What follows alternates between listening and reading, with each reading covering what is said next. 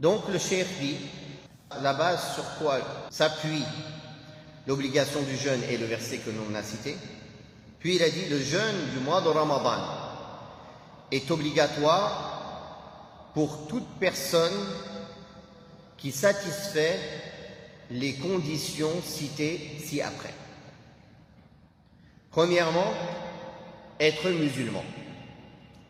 Un non-musulman qui jeûne par solidarité ou même pour adorer Allah, même pour Allah, ce n'est pas valide. Car l'islam est une condition d'acceptation des œuvres auprès d'Allah. Les œuvres pieuses ne sont acceptées auprès d'Allah qu'après avoir accepté l'islam, qu'avec le tawhid, qu'avec le monothéisme pur et l'acceptation de l'islam.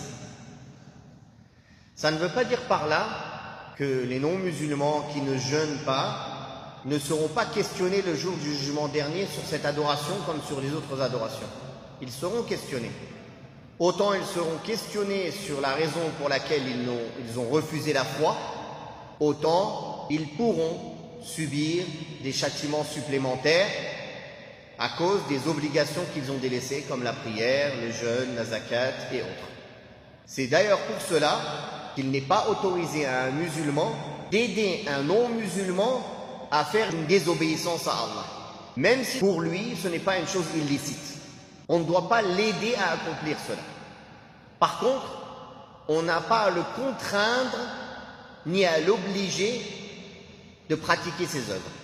C'est-à-dire, si quelqu'un a un proche non musulman qui pendant les jours du mois de Ramadan se fait à manger et mange chez lui, il n'a pas à l'empêcher. Par contre, il n'a pas le droit de lui préparer lui-même à manger ou de lui poser à manger. Vous voyez la différence? Pourquoi la première, il n'a pas à agir et la deuxième, il n'a pas à le faire? Car dans le premier cas, il ne l'aide pas. Juste, il ne l'empêche pas. Dans le deuxième cas, il l'aide. C'est lui qui l'aide à manger. Sauf si il fait partie des gens qui ont la permission de ne pas jeûner parce qu'il est trop âgé, parce qu'il a une maladie ou autre. Dans ce cas-là, la porte est large, Inch'Allah. Donc, la condition d'acceptation et la condition d'obligation pour que le jeûne soit obligatoire, il faut être musulman.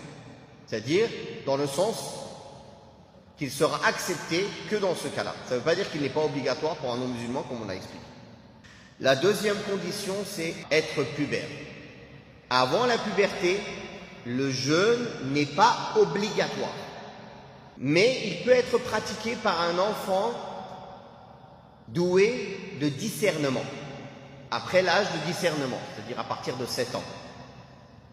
S'il jeûne, son jeûne est accepté. Avant cela, non, car il ne discerne pas. C'est un entraînement avant. Il ne discerne pas, comme pour la prière, pour la salat. On ne l'appelle pas à la salat avant l'âge de 7 ans. S'il vient de lui-même, il prie avec nous, on ne l'empêche pas. Car ce n'est pas une réelle prière. Il n'a pas l'intention, il ne connaît pas les conditions, il ne connaît pas les ablutions, il ne connaît pas les piliers. Il fait du mimétisme. Donc quand il vient prier avant l'âge de 7 ans, ou quand il veut jeûner une partie de la journée avec nous avant l'âge de 7 ans, s'il veut le faire, on le laisse. Mais tant qu'il n'a pas l'âge de discernement, son adoration n'est pas acceptée, car il ne sait pas ce qu'il fait. Il n'a pas d'intention dans ce qu'il fait.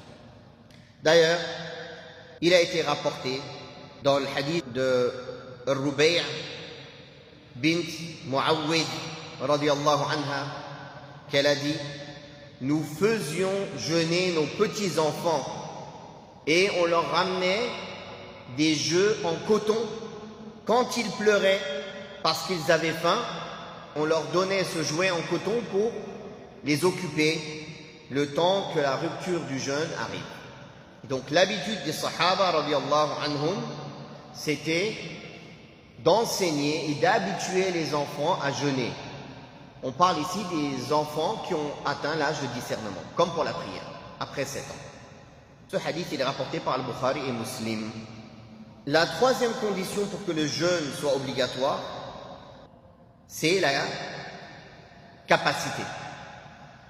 Que ce soit être sain d'esprit, car un fou qui n'a pas sa raison n'est pas responsable de ses actes. On ne lui demande pas les obligations religieuses.